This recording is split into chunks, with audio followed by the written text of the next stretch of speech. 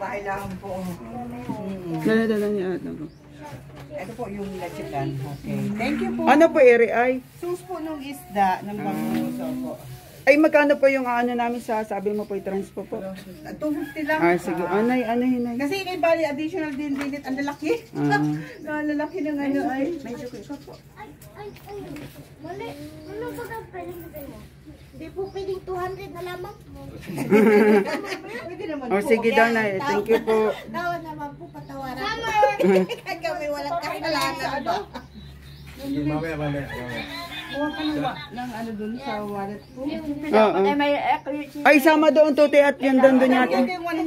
Doon to, sama. Salamat po. Doon. Thank you po, opo.